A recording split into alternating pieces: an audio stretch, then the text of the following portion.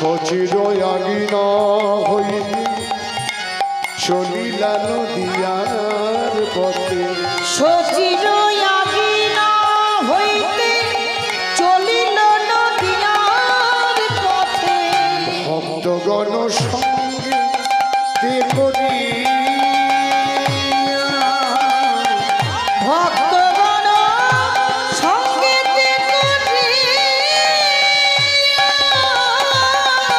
মুখে কৃষ্ণ কৃষ্ণ বলি নাচে গোরা বাহু তুলি ওই না মুখে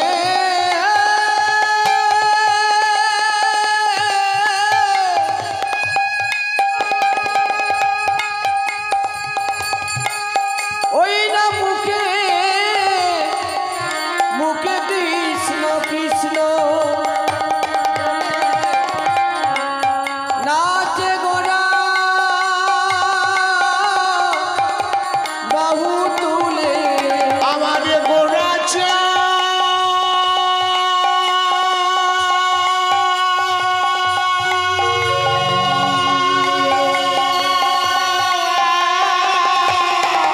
হরি বল হরি বল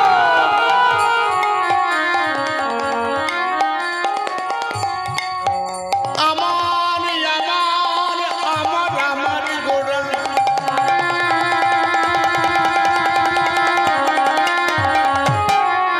ওই না মুখে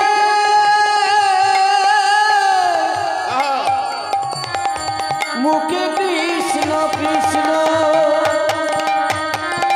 কৃষ্ণ বলি নাচে গোরা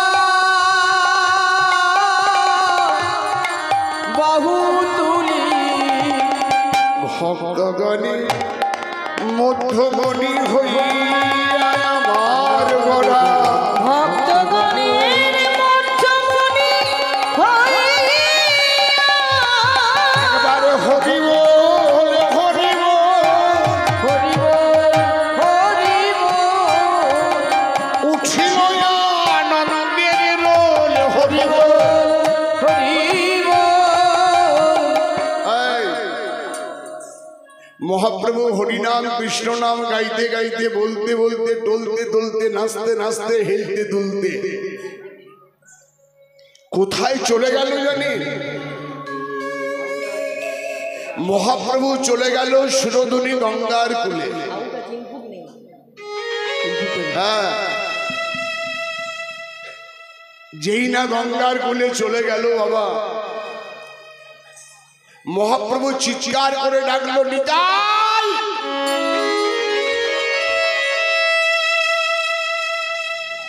নিত্যানন্দ ছুটে গিয়ে বলছে নিমাই তুই আমাকে ডাকলি কেন বলতো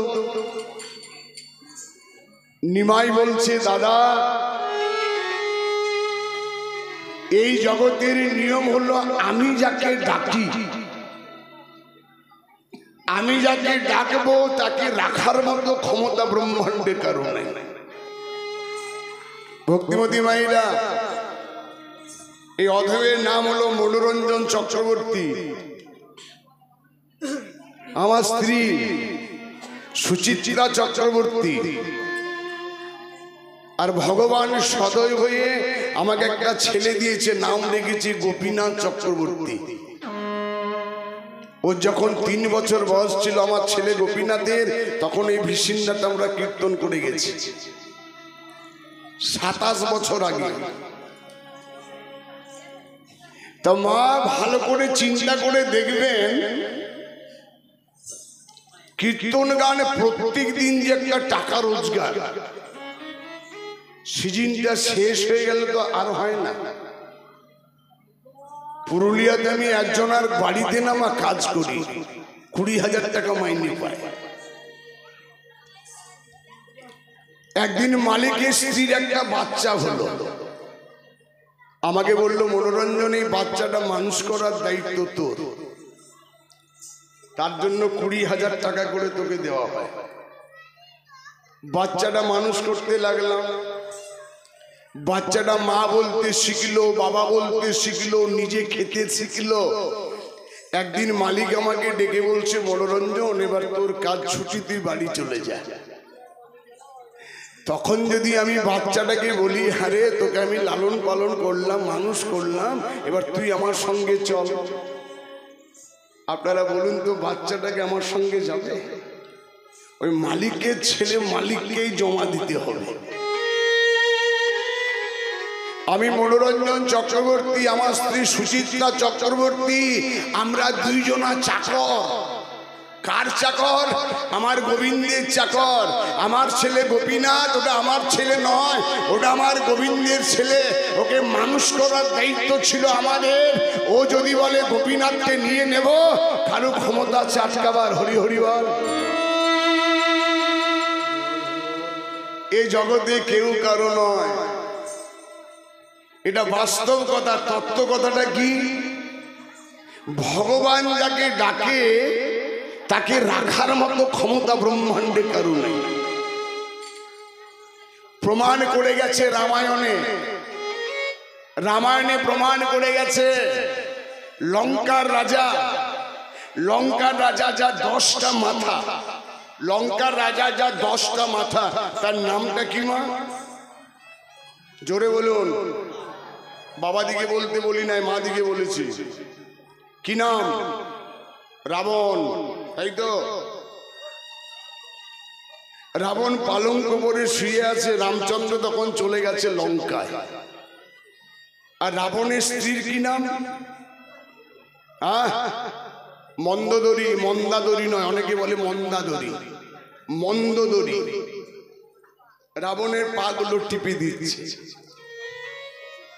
রাবণ শুয়ে শুয়ে চিৎকার করে ডাকছে, মহিরাবণ।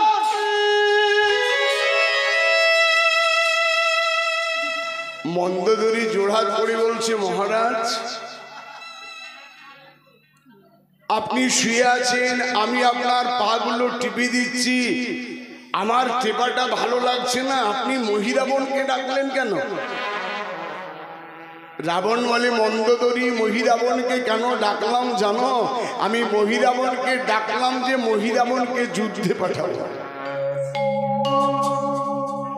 মন্দোদরী বলছে, বাহ বাহ, তুমি কেমন বাবা? যে বাবা নিজের সন্তানকে শত্রুর মুখে ঠেলে দেয়, তুমি কেমন পিতা? রাবণ বলে, মন্দোদরী ভগবানের রামচন্দ্র তো লঙ্কাতে এসেই গেছে, কাল সকালে তুমি তার কাছে যাবে আর ভগবানকে জোড়হাত করে বলবে যে আমার মতো বাবা যেন ঘনে ঘনে জন্ম নেয়। কেন? রাবণ বলল, মন্দোদরী আমি তো শত্রুর মুখে সন্তানদের দিচ্ছি না। আমি লঙ্কার রাজা রাবণ, আমি হলাম একটা গাছ, আর আমার কাছে 1 লক্ষ ফুল আর 1,25,000 কুড়ি হয়েছে। আমি একটা একটা করে তুলছি আর ভগবানের রামচন্দ্রের পুজো করছি। হরি হরি বলা। মন্দোদরী মহিরাবণকে পাঠাবার কারণও হলো, মহিরাবণের ডাক এসেছে, আমার এখনো আসে নাই। আমার ডাক এখনো আসে নাই, আমি যাব কি করে? তুমি কি জানো ডাকা শিলে যেতে হবে, এই তো বিধির বিধান। ওরে ডাকা শিলে যেতে হবে,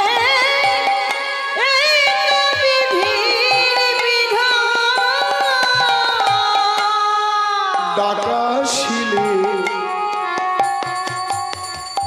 যেতে হবে, এই তো বিধির বিধান। ওরে ডাকা শিলে যেতে হবে, এই তো বিধির বিধান। এই দেহ মন, এই দেহ মন, জীবন যৌবন সব যে তাহারি দান। এই দেহ দেহ জীবন যৌবন, ও গো মন্দোদরী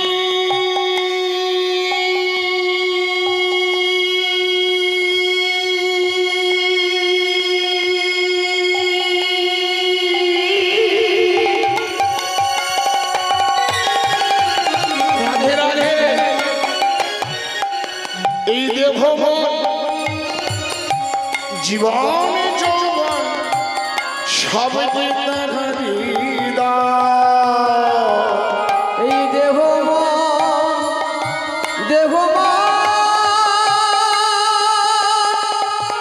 জীবন যৌবন সবই তো তাহারি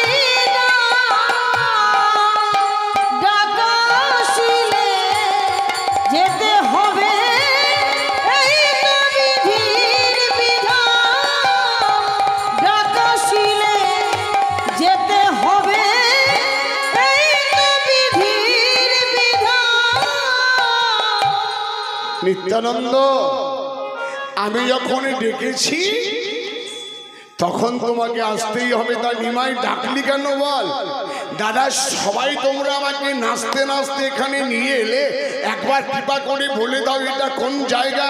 নিতাই বলছে নিমাই এটা বৃন্দাবনের যমুনা কলিযুগের সুরধ্বনি।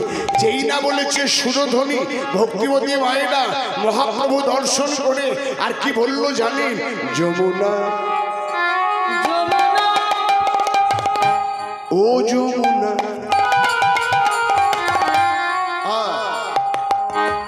তুমি কি গো সেই যমুনা প্রবাহিনী? যমুনা ও যমুনা তুমি কি গো সেই যমুনা প্রবাহিনী। যার বিশাল তটে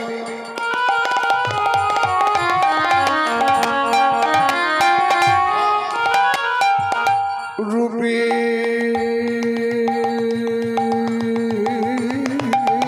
হাটে যার বিশাল তটে রূপে হাটে আরে বিগত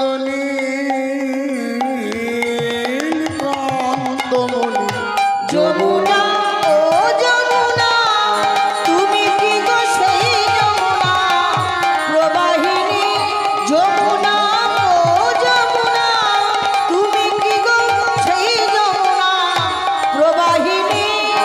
বলে দে রে বলে দে রে যমুনায় আমায় বলে দে রে, যমুনায় আমায় বলে দে রে। যার তীরে বাঁশি বাজাইতাম যমুনায় আমায় বলে দে রে। কোথা চারু চন্দ্রাবলী, কোথা রে সেই জল কেলি? কোথায় চারু চন্দ্রা বলি কোথায় রে সে জল কেলি। কোথায় চারু চন্দ্রা?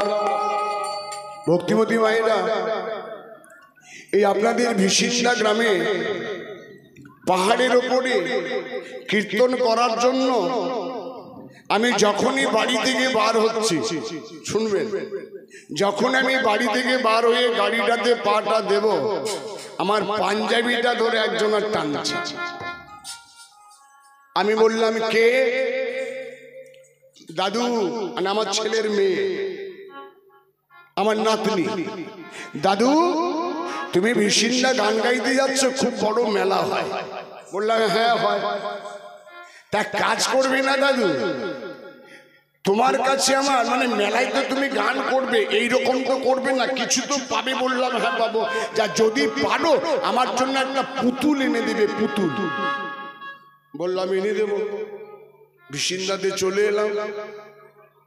আজকে আমার গিন্নিকে বললাম চলো মেলাতে যাই। দাদু ঠাম্মা মেলাতে গেলাম, একটা দোকানে পুতুল কিনবো বলে গেলাম। তা পুতুল কিনতে দোকানদারে যেই না দোকানদারের কাছে দাঁড়ালাম, দোকানদার বলছে মূলগান কিছু দরকার? বললাম দাঁড়া ভাই আবার ফোনটা করি। হ্যালো দাদু রে, হ্যাঁ পুতুলের দোকানে দাঁড়িয়ে আছি, তা কি পুতুল চাই? নাতনি বলছে এমন পুতুল চাই যেন পুতুলে কথা বলে। আপনারা বিচার করে বলবেন পুতুলে কথা বলে? পুতুলে কথা বলে। দোকানদারকে বললাম কথা বলা পুতুল আছে? দোকানদার বলছে হ্যাঁ আছে, দামটা বেশি লাগবে। বললাম আরে দামের জন্য চিন্তা নাই, দে না। দোকানদার এত বড় একটা পুতুল বের করলো, আর পিঠটার দিকে একটা চেন আছে, চেনটাকে খুললো, আর একটা মোটা ব্যাটারি ভরে দিল। বললো এইবার কথা বলবে। যখনই পুতুলটাকে নিলাম তখন পুতুলটা বলছে, দোকানদার তোমাকে ভুলবো না। রাধে রাধে মা, সংসার হলো বাজার, মেলা মেলা, সংসারে হলো মেলা। আমরা যতগুলো বসে আছি সবাই এক একটা পুতুল। দোকানদার আমার গোবিন্দ, দোকানদার গোবিন্দ ব্যাটারি হলো আত্মা, খরিদ্দার আমার গর্ভধারিণী মা। হরি হরি বলা। যখনই আমাকে আত্মাটাকে দিয়ে মাতৃগর্ভে দান করলো তখনই বললাম গোবিন্দ তোমাকে ভুলবো না, তোমাকে ডাকবো। যখন এলাম তখন গোবিন্দ চরণ ভুলে গেলাম। হরি হরি আমি গোবিন্দ, গোবিন্দ চরণ ভুলে গেলাম। এই কঠিন ভক্তিমতী মায়েরা, আমার ছেলে গোপীনাথ বলছে আমি তোমার সঙ্গে অনেকদিন আগে গিয়েছিলাম, আজকেও কীর্তন করতে যাব। বললাম না রে, যদি হারিয়ে যাস, যদি হারিয়ে যাস। বলে বেশ যাবো না, আমার জন্য একটা প্যান্ট শার্ট এনে দেবে। বললাম এনে দেবো। ঘরের ছেলেকে ঘরে রেখে আপনাদের বিশিন্দা গ্রামে যখন আমি গান গাইতে এলাম, আজকে বেড়াতে গিয়েছিলাম গ্রামের দিকে। গ্রামের দিকে যখনই গেলাম, কে বলছে দাদা, কে বলছে কাকা, কে বলছে মামা, যার যেমন ভাব। অনেকগুলো গোপীনাথ যখন পেলাম, আসল গোপীনাথকে ভুলে গেলাম। আসলে গান গাইতে এলাম, দেখলাম কোনো মায়ের কোলে আমার গোপীনাথের মতো একটা গোপীনাথ বসে আছে। যেই না দেখলাম মনে পড়ে গেল ঘরের গোপীনাথ। এইটাই অনুরূপ দর্শন। তাই মহাপ্রভু সুরধনীকে দর্শন করে বললেন, কোথা চারু চন্দ্রাবলী,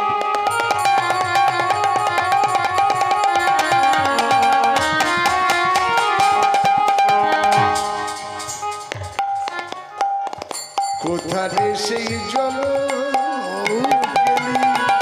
কোথায় চারু চন্দ্রাবলী, কোথায় রে সেই জন চলে। রাস বিহারী বংশীধারী, রাস বিহারী বংশীধারী, রাস বিহারী বংশীধারী, রাস বিহারী বংশীধারী।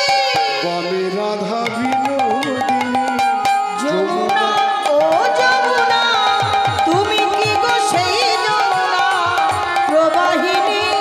যমুনা ও যমুনা, তুমি কি গো সেই যমুনা প্রবাহিনী। ফুলবন দেখি বৃন্দা, বনের সমান, ফুল বন দেখে বৃন্দা বনের সমান। ফুল বন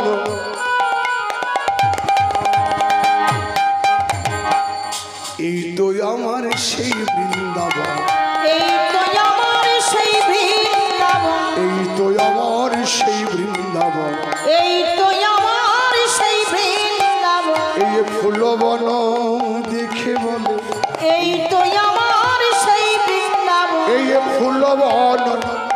রাধে রাধে। মহাপ্রভু আপনাদের জায়গাটাকে দর্শন করে বললেন এটা বৃন্দাবন ধাম। কেন বলা হলো? যাহা যাহা কৃষ্ণ নাম তাহাই বৃন্দাবন ধাম। মনের মধ্যে করই প্রকাশ,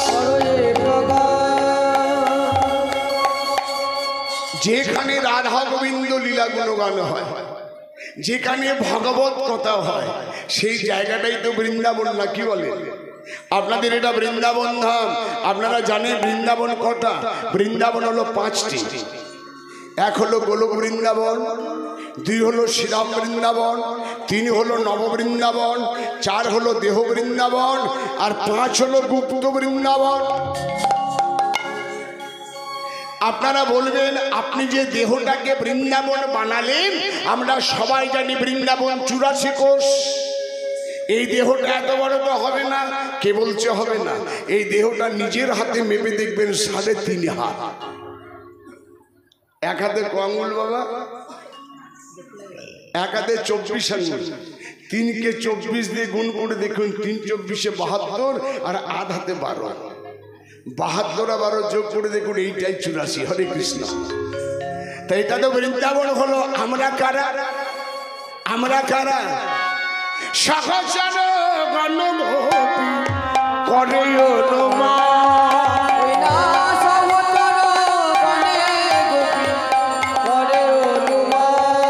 আরে এরাই তো আমার সেই গোপী, এরাই তো আমার সেই গোপী। এই যদি আমার সেই বৃন্দাবন। ভক্তিমতী মায়েরা, এই জায়গাটা বৃন্দাবন যদি হয়, আমরা কি জানি? আমরা সবাই এখানকার গোপী। তা আমরা যদি এখানকার গোপী হই, আমাদিকে কেমন থাকা দরকার? আমাদিকে কেমন থাকা দরকার মা? ভক্তিমতী মায়েরা, আপনাদের চরণে নিবেদন, মনুষ্যকুলে জন্মগ্রহণ করে ভগবানের নাম কীর্তন শ্রবণ করা, এর চাইতে বড় ধর্ম আর কলিযুগে কিছু নাই। আমরা হলাম গোপী। আমাদের কেমন থাকা দরকার জানেন? একটু মন দিয়ে শুনবেন বাবা। অনেক জ্ঞানী জ্ঞানী ভক্ত কীর্তন শুনছেন। আমার ভাগ্য ভালো যে আপনাদের মতো ভক্তকে আমি কাছে পেয়েছি। আমি কি বলছি না বলছি আমার জানা নেই, অপরাধ হলে মার্জনা করবেন। আপনারা মহান মহান ভক্ত বসে আছেন, একটু কৃপা করে বলবেন। গঙ্গাপুত্র ভীষ্ম যখনই যুদ্ধ করত, তখন 10,000 সেনাকে মারত না?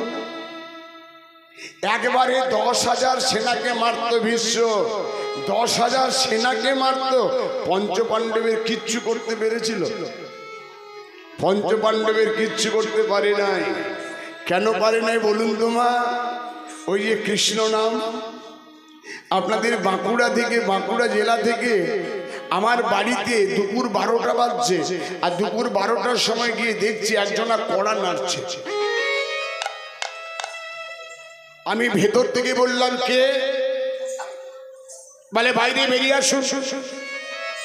আমি বাইরে বেরোলাম, দেখলাম কি না, 2-4টা সাপুড়ে যারা সাপ ধরে, তারা গিয়ে আমার কাছে হাজির।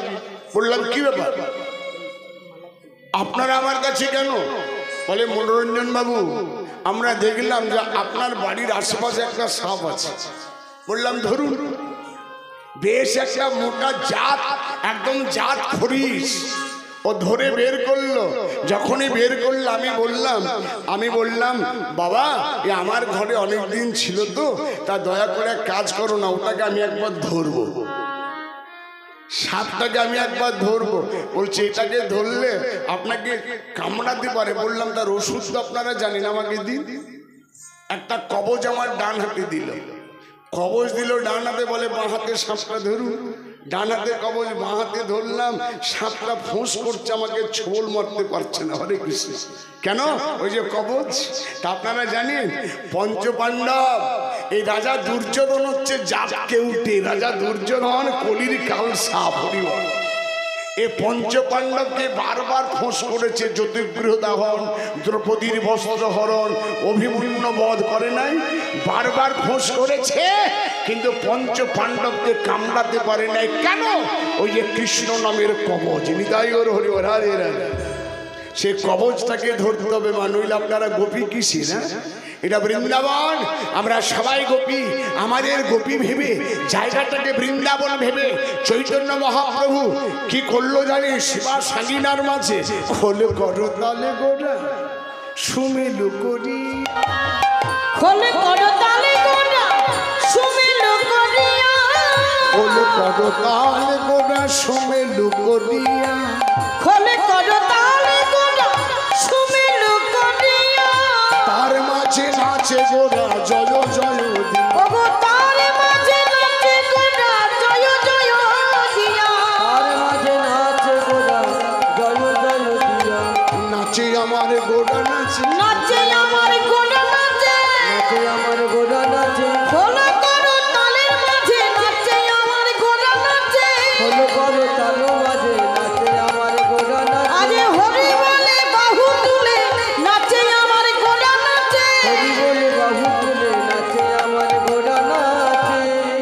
একা আমার গৌর হরি নাচবে আর কে নাচছে বাবা অক্রোধ পরমানন্দ নিত্যানন্দ রাম অক্রোধ পরমানন্দ নিত্যানন্দ রায় গৌর হরির পিছে পিছে নাচি নাচি ওই গৌর হরির পিছে পিছে নাচি নাচি ওই যায় না গৌর হরির পিছে পিছে নাচি নাচি যায়। আমার নাচে নিত্যানন্দ নাচে নিত্যানন্দ নাচে নিত্যানন্দ নাচে নিত্যানন্দ ও গো দিয়ে সবে আনন্দ নাচে নিত্যানন্দ দিয়ে সবে আনন্দ নাচে নিত্যানন্দ নিতাই নাচছে গৌর নাচছে আর কে নাচছে গদাধর নাচছে আরেকজনা নাচছে সে বুড়ো এত বুড়ো যে নাচার মানে ভালো করে চলার ক্ষমতা নাই সে বলছে আমিও নাচবো সেটা কে মা অদ্বৈত নাচে রে অদ্বৈত নাচে রে আমার অদ্বৈত